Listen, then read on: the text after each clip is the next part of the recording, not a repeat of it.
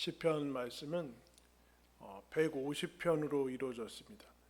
그래서 저도 그렇지만 주일이나 수요 예배 때 시편을 차례대로 하는 말씀은 들어보지 못했습니다. 새벽기도 같은 경우에는 그렇게 하죠. 그래서 시편이 이제 크게 5권으로 이루어져 있습니다. 5권으로 이루어져 있는데 저희도 1편부터 150편까지 하면 한 4년 걸릴 것 같아서 한 3, 4년 걸릴 것 같아서 그렇게 하진 않고 한 5, 6번 5권으로 나눠졌으니까 5권이나 아니면 한 6, 7번 정도로 나눠서 그렇게 중간에 다른 또 책 살피고 그렇게 하면서 시편을 또 함께 나누도록 하겠습니다. 여러분 어린 시절에 다 그림도 그리고 글짓기도 해보시고 시도 써서 이렇게 백일장도 하고 다 그렇죠. 누구나 다 글도 쓰고 글짓기도 해보고 그림도 그리고 하지만 커 나가면서 다 그와 같은 것들을 이제 포기하죠. 그러면서 시는 시인들의 전유물로 남게 되고 또 여러 가지 예술가 같은 것들은 예술가의 전유물로 이제 남게 되는 것을 봅니다. 그러나 우리가 신앙생활을 들어서면서 그동안 나와는 무관하고 나는 음악가도 아니고 가수도 아니고 또 작가나 시인도 아닌데 하나님 안에 들어서면 우리는 매 예배 때마다 노래합니다. 노래하고 하나님의 말씀을 듣고 특별히 거기에는 수많은 역사와 그리고 오늘과 같은 우리가 읽은 말씀처럼 시가 있고 노래가 있고 그와 같은 것들을 경험하죠. 하나님이 우리들을 그 모든 것으로 부르시는 것을 봅니다. 우리는 모든 언어들이 거의 정보로 이루어져 있고 그리고 산문으로 설명과 정보를 나열하는 그런 산문으로만 둘러싸여진 그런 시대에 살고 있습니다.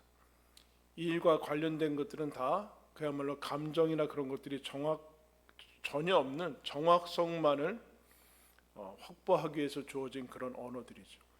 그런 언어들 속에 둘러싸여 있으면 우리의 영혼은 참으로 숨쉬기가 어렵습니다. 산문으로 가득하고 감정이나 그런 것들이 빠진 그런 정확한 과학적인 이성적인 언어로는 우리의 감각이 깨어날 수 없습니다. 그래서 동일한 언어를 가지고도 우리의 감각을 깨우는 사람들이 시인들이죠. 그리고 우리가 감각하는 것을 넘어서 보이는 것을 넘어서 똑같은 눈이지만 똑같이 보지 않고 동일하게 다르게 바라볼 수 있는 시각을 우리에게 깨워주고 또 깨트리는 역할을 하는 것이 시인들의 역할입니다. 하나님께서 우리 성경에 시편을 이렇게 길게 주심으로 말미암아 우리의 언어들을 깨우시고 그리고 시편은 하나님의 말씀 직접적인 예언이라기보다는 하나님을 알고 만난 사람들이 도리어 하나님께 응답하는 그 언어들로 이루어졌습니다.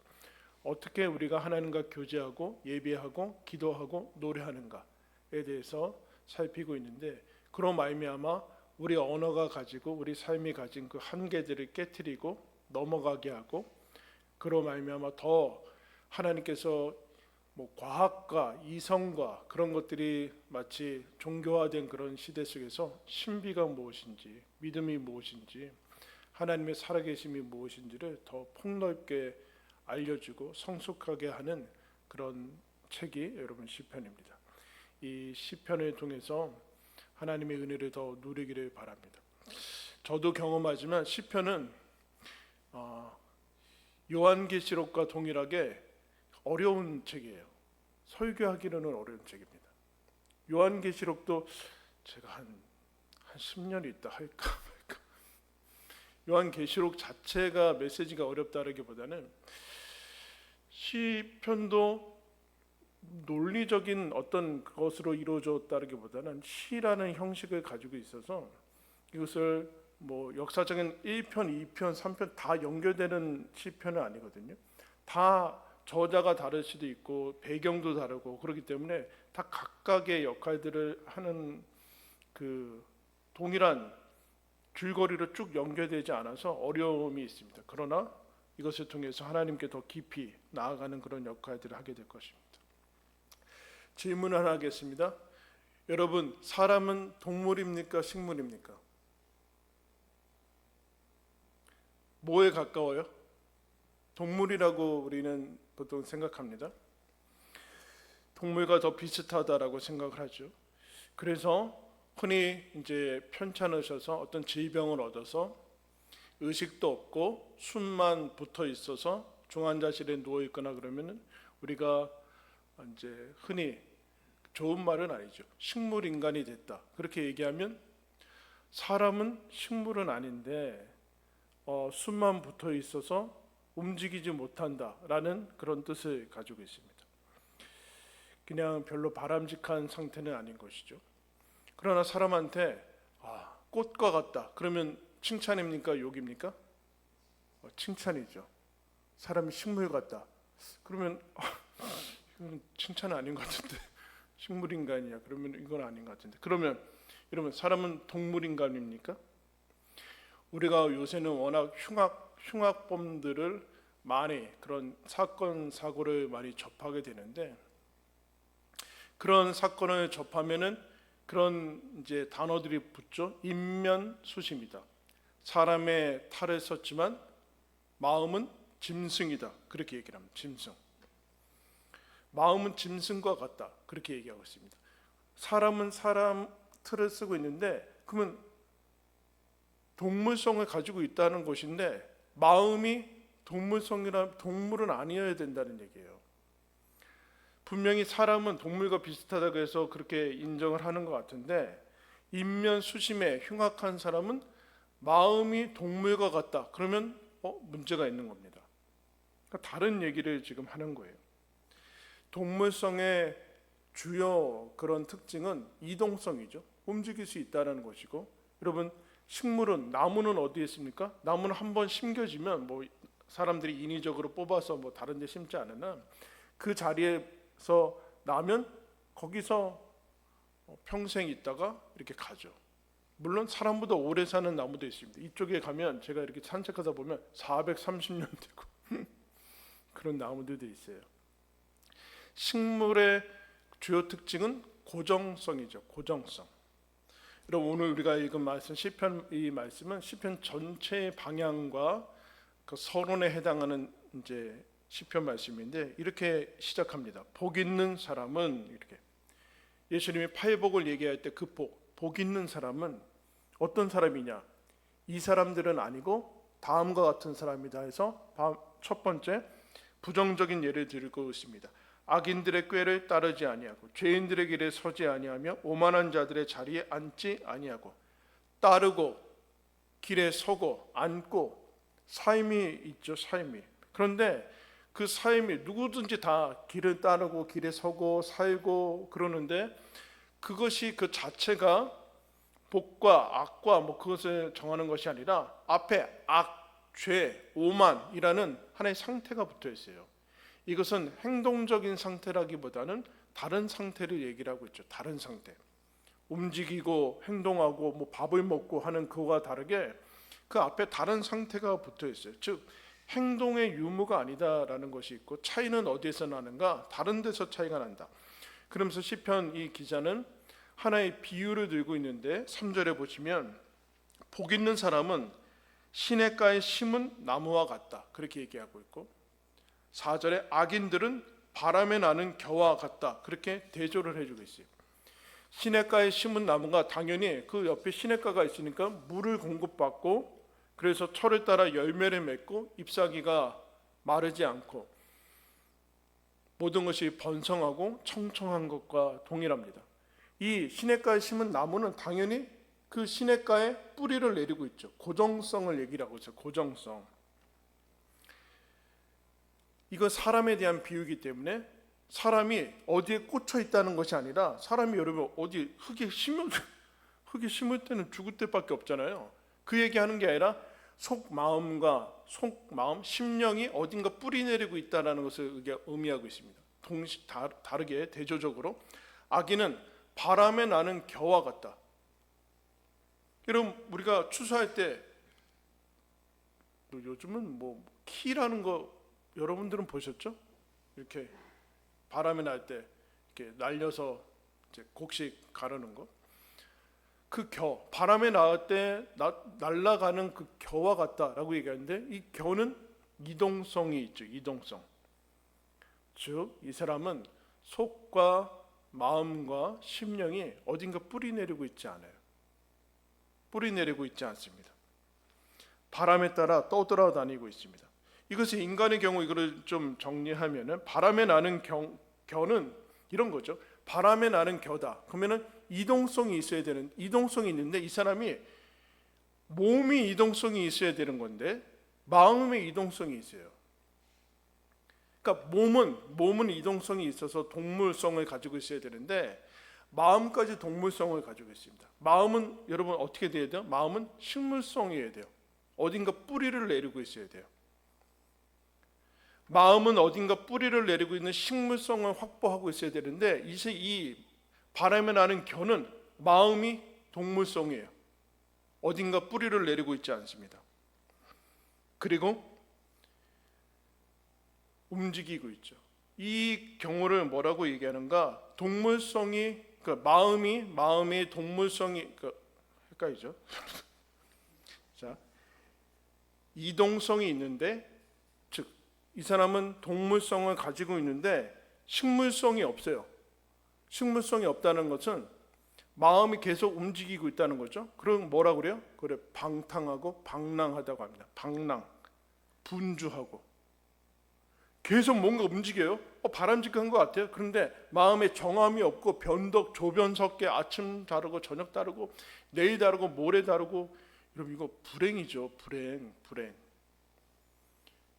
아니에요? 불행? 사람이 맨날 직장이 바뀌고 맨날 아내가 바뀌고 맨날 교회가 바뀌고, 이건 저주 아니에요? 저주. 이 사람은 지금 뭔가 엄청나게 하고 있는데 방랑이라고 얘기할 수 있죠. 반대로 마음에 어딘가에 심겨져 있어요. 정함이 있고 비전이 있고 방향이 있어요. 그런데 동물성, 이동성이 없어요. 이건 뭐라고 그래요?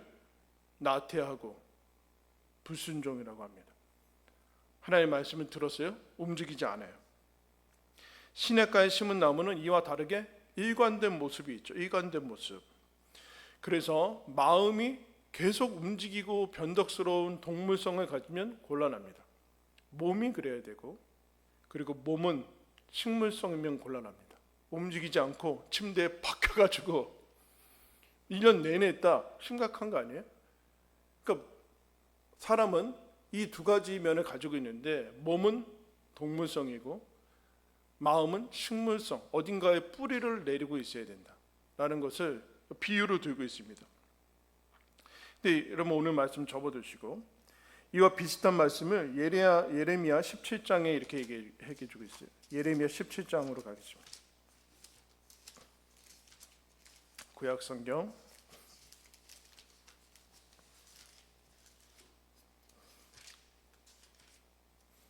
1078면입니다.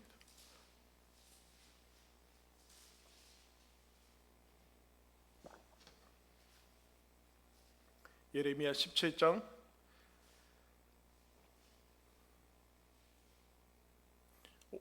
5절부터 보겠습니다.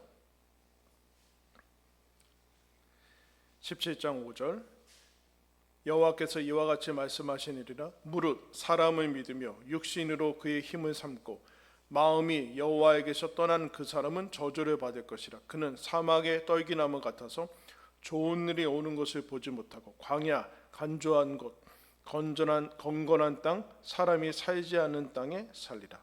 그러나 무릇 여호와를 의지하며 여호와를 의뢰하는 그 사람은 복을 받을 것이라.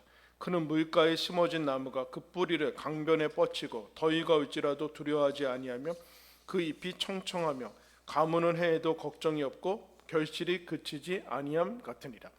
비슷하게 비유를 하고 있죠. 여호와를 떠난 사람, 여호와께 뿌리 내리지 않고 여호와께 뽑혀서, 그러면 어떻게 하는가? 이 사람이 어떻게 하는가?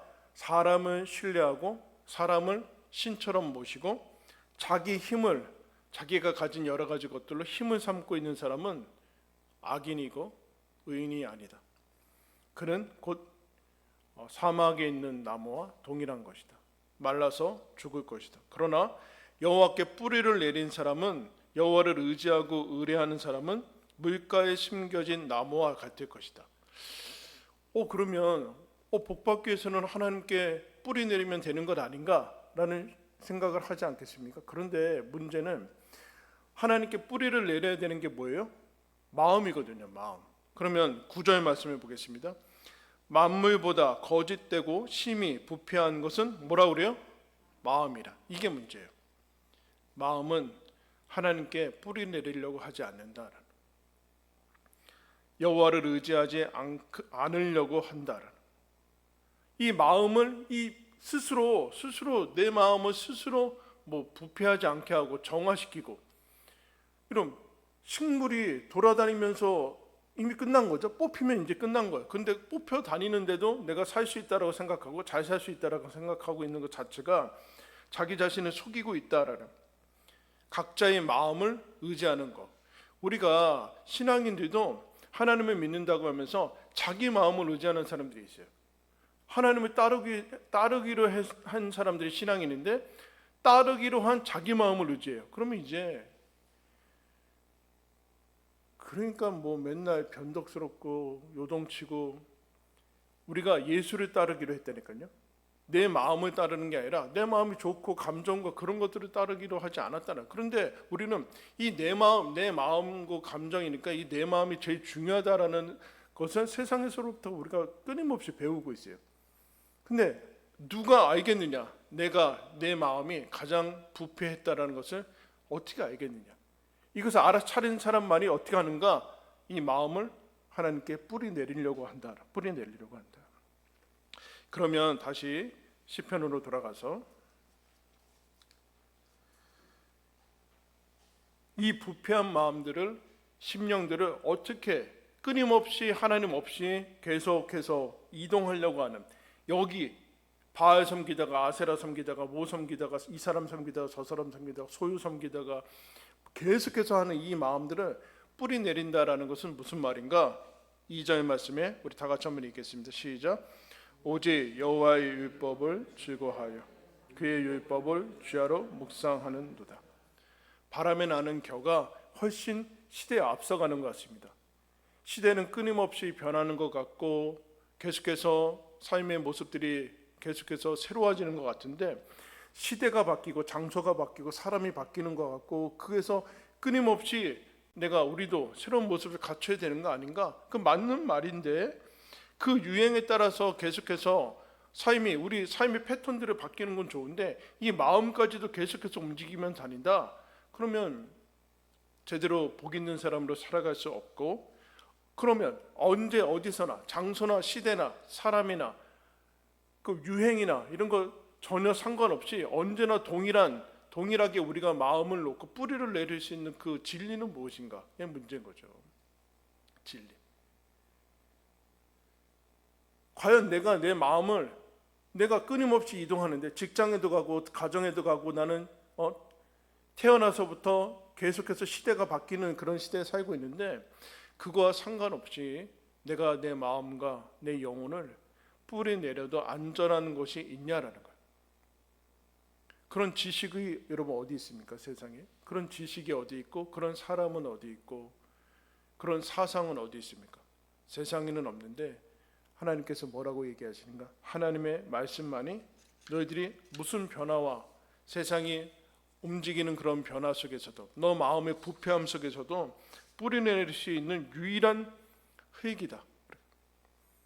너희들이 유일하게 뿌리 내릴 수 있는 것은 하나님의 말씀밖에는 없다. 그렇게 얘기해요. 그래서 이 인간이 가지고 있는 이 동물성이 짐승으로 바뀌는 그런 타락, 아니면 이 식물성이 나태와 아무것도 하지 않아서 어디에도 엮이지 않아가지고 초연해가지고 도통하는 그런 말도 안 되는 것에서 벗어나기 위해서는 동물성과 식물성이 통합돼야 되는데, 그래서 인간성으로 가야 되는데, 그러면 어떻게 해야 되는가? 이런 복이라는 근원이 아브라함이 나오고 있죠. 하나님께서 믿음의 조상이라고 여기는 아브라함을 75세 때 불러서 우상 섬기고 있는 그 아비 집에서 불러서 갈대아 우르에서 그가 하나님의 말씀을 듣고 떠납니다. 내가 너를 복의 근원으로 복으로 삼겠다. 너를 축복하는 자는 축복을 하고 너를 저주하는 자에게는 저주할 것이다. 그래서 고향 친척 아버지의 집을 떠납니다. 그때 아브라함이 하나님의 명령을 받고 떠나죠. 동물성이죠. 떠납니다. 그러나 그냥 떠났으면 뭐예요? 방황이죠. 방랑이에요. 아브라함과 신앙인을 가르쳐서 순례자라고 하지 방랑객이라고 하지 않아요. 방랑객의 여러분 순례객과 다른 점은 무엇입니까? 방랑은 아무런 목적이 없어요. 목적지가 없어요. 순례자는 이 땅이 아니지만 그러나 하나님 나라 본향을 향해서 가야 되는 그 목적지가 있는 것이죠. 이가 떠납니다. 그냥 떠나면 방랑인데 동물성 이동을 하고 있어요. 그런데 어디에 뿌리를 내리고 있습니까? 아브라함이 여호와의 말씀을 쫓아갔다. 말씀에 뿌리를 내리고 가고 있어요. 이동하지만 하나님의 말씀에 뿌리를 내릴 때 일관된 방향이 있죠. 식물성이 있죠. 드디어 하나님의 말씀을 뿌리 내리고 갈 때만이 이것을 통합해서 드디어 인간성을 넘어가서 복의 사람으로 될 수 있는 것을 봅니다. 복 있는 사람이란 그러니까 복 있는 사람이란 하나님께서 이 땅 가운데 주신 하나님 나라의 복의 씨앗이 있는데 그것이 무엇인가? 말씀이에요. 하나님 나라는 씨앗으로 오게 되는데 그 씨앗이 무엇인가? 말씀이라는 예수님의 말씀이 육신으로 되어지고 이 땅에 보여지는 모든 것들은 하나님이 말씀으로 지으셨어요. 있는 것에서 지으신 것이 아니라 무에서 유를 만드셨는데 하나님 안에 있는 말씀으로 이 땅의 모든 것들을 지으시면서 뭘 얘기하시는가? 하나님 나라와 복의 씨앗들은 무엇인가? 말씀이다. 그 말씀을 내 마음속에 품고 열매 맺고 자라게 하는 것만이 우리를 복의 사람으로 만들어준다. 그렇게 얘기를 하고 그래서 여호와의 말씀을 즐거워하며 묵상하다. 그렇게 얘기하죠. 여호와의 말씀. 하나님의 말씀을 묵상하는 것. 다른 것을 묵상하면은 다른 것을 묵상하는 것이 아니라 재료, 씨앗들이 무엇인가? 하나님 나라의 말씀이다. 하나님의 말씀만이 복 있는 사람이 씨앗을 품을 수 있다. 그것만이 우리를 이것에서 넘어갈 수 있게 해준다. 그러면 어떻게 즐거워해야 되는가? 어떻게 즐거워해야 되는가? 묵상해야 되는가? 다시 요한복음 15장으로 가겠습니다.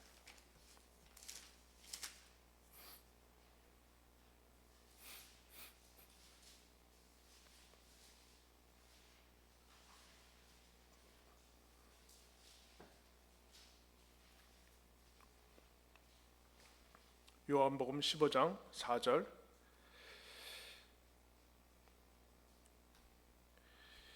내 안에 거하라 나도 너희 안에 거하리라. 가지가 포도나무에 붙어있지 아니하면 스스로 열매를 맺을 수 없음같이 너희도 내 안에 있지 아니하면 그러하리라. 나는 포도나무요 너희는 가지라. 그가 내 안에 내가 그 안에 거하면 사람이 열매를 많이 맺나니 나를 떠나서는 너희가 아무것도 할 수 없음이라. 여러분 유명한 포도나무 비유죠. 예수님이 포도나무 비유를 들었어요. 하나님은 농부고 나는 가지고 너는 이 나무고 너희들은 가지다. 그래서 너희들이 나에게 붙어 있지 않으면 아무것도 할 수 없다. 우리는 다 하는데 먹고 마시고 살고 안 믿는 사람도 다 그렇게 하는데 그걸 뭐라 그래요? 바람이 나는 겨고 조금 있으면 8, 90년 지나면 다 말라서 끝날 거예요. 시냇가에 심겨지지 않았기 때문이죠. 움직이지 않아서가 아니라 그 마음의 심령이 여호와께 뿌리 내리지 않아서의 문제예요. 지금 그 얘기를 하고 있어요. 그러면서 너희들은 나는 포도나무고 너희는 가지기 때문에 나와 붙어 있을 때만이 열매를 맺을 것이다. 그러면서 7절에 그럼 어떻게 해야 됩니까? 6절 사람이 내 안에 거하지 아니하면 가지처럼 밖에 버려져 마르나니 사람들이 그것을 모아다가 불에 던져 사르느니라. 너희가 내 안에 거하고 내 말이 너희 안에 거하면 무엇이든지 원하는 대로 구하라. 그리하면 이루리라. 너희가 열매를 많이 맺으면 내 아버지께서 영광을 얻으실 것이요 너희는 내 제자가 되리라. 아버지께서 나를 사랑하신 것 같이 나도 너희를 사랑하였으니 나의 사랑 안에 거하라. 내가 아버지의 계명을 지켜 그의 사랑 안에 거하는 것 같이 너희도 내 계명을 지키면 내 사랑 안에 거하리라. 너가 내 안에 내가 너 안에. 그래서 이것을 여러분 가지와 나무는 분리할 수 있습니까? 그냥 하나죠. 연합되어 있다라고 얘기해요. 연합. 내가 하나님과 연합되어 있다. 그것을 이제 비유로 얘기를 하고 있는데, 그래서 예수님의 모든 것을 우리가 받아서 열매 맺게 되는데, 그거를 이렇게 얘기했습니다. 예수님이 내 안에, 내가 예수님 안에 있고 예수님이 내 안에 있는 것을 너희들이 내 안에 있고 내 말이, 예수님의 말이 너희 안에 있으면, 그렇게 얘기하고 있습니다. 예수님의 말씀을 너희들이 너희 마음 안에 두고 있으면 그것을 연합이라고 얘기하고 있고 열매 맺는 것이다 라고 얘기를 해주고 있습니다. 몸과 마음이, 몸과 우리 삶, 우리 영혼이 예수님과 연합되어서 얽혀서 하나가 되어서 살아나가는데, 그것의 가장 중요한 것은 무엇인가? 여호와의 말씀을 묵상하는 것이다. 묵상은 뭐예요? 머리에서 가슴으로, 그리고 가슴에서 내 손발로 말씀이 육신이 되신 것처럼 하나님의 말씀을 먹고서 내가 그것이 무슨 뜻인가, 하나님이 나에게 주시는 말씀은 무엇인가, 나에게 어떤 의미가 있고, 그래서 그것을 계속해서 묵상하고 생각하면서 내 영혼에 흡수시키고 소화시켜서 피가 되고 살이 되고 삶이 되게 하는 그 과정을 묵상이라고 얘기하죠. 우리가 먹어서 소화시켜서 우리가 그것이 양분이 되고 우리 사유가 피가 되듯이, 하나님의 말씀을 우리가 먹고서 거기에 뿌리 내려서 내 삶 가운데 퍼져나가게 하는 그 방식이 묵상인데, 그것을 뭐라고 표현했는가? 너희가 내 안에 있다라는 얘기는 내 말이 너희 안에 있다라는 것과 동일한 것이다. 그렇게 얘기를 하고 있습니다. 내 사랑 안에 거하는 것이고 내 계명을 지키는 것이다. 주와 함께 달려가리다라는 책에서 이런 얘기가 있습니다. 하나님의 명령이란 우리가 현재 이해하거나 느끼거나 원하는 것을 넘어서 살도록 요구하는 것이다. 우리가 느껴지지 않고 이해하지 않고 어떤 원하지도 않는데 명령이 주어질 때 거기에 응답할 때만이 우리는 우리의 수준 이상으로 살아갈 수 있다는 그 얘기죠. 근데 그럴 때 계명이란 사람들을 동물성으로부터 인간성으로 끌어올린다. 대표적으로 10계명을 지키지 않아 보세요. 우리는 뭐가 될까요? 인면수심의 사람이 되겠죠. 차라리 식물인간이 낫는 거예요. 그렇게 사느니, 10계명을 다 어기면서 사느니 차라리 식물인간이 낫는 거예요.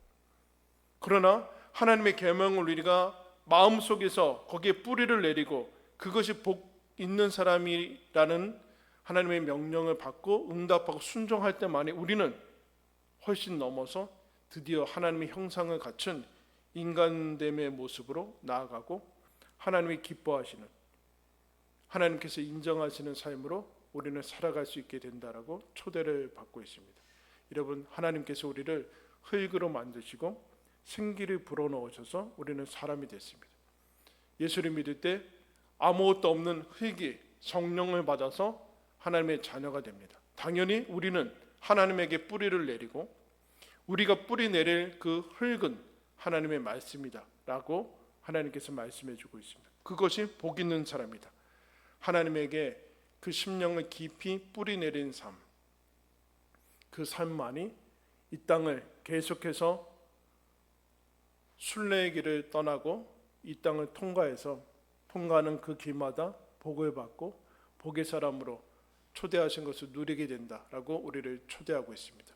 여러분, 이것을 기억하시면서 하나님의 말씀을 묵상하고 즐거워하는 것이 어떤 당위나 의무나 하기 싫은데 억지로 하는 것을 넘어서서 이것이야말로 내가 복의 씨앗을 품고서 복의 사람으로 살아가는 것이구나, 정말로 시냇가에 심은 나무처럼 열매 맺으면서 살아가는 것이구나 라는 것을 기억하면서 그 복을 누리시는 저와 여러분들 되기를 예수님의 이름으로 축원합니다. 기도하겠습니다. 하나님 아버지, 우리를 복 있는 사람으로 부르시니 감사합니다. 하나님께 뿌리 내리고 시냇가에 심은 나무처럼 하나님의 말씀을 즐거워하여 하나님의 말씀을 내 안에 가득 채우며 내가 예수님 안에 있는 것을 경험하며 누리게 하여 주시옵소서. 하나님 아버지, 하나님께서 우리를 하나님의 사람으로 부르신 것을 기억합니다. 우리 안에 하나님 나라의 복과 하나님 나라의 씨앗을 주셨으니 하나님 심어 자라게 하고 열매 맺어 하나님께서 허락하신 것들을 누리며 또 바라보며 나누며 그렇게 우리의 복된 인생을 살아가게 하여 주시옵소서. 복 있는 사람이라고 우리를 명하셨으니 하나님의 계명을 즐거워하며 그 율법을 주야로 묵상하며 가득 하나님께 뿌리 내린 사람으로 살게 하여 주시옵소서. 예수 그리스도의 이름으로 기도드리옵나이다. 아멘.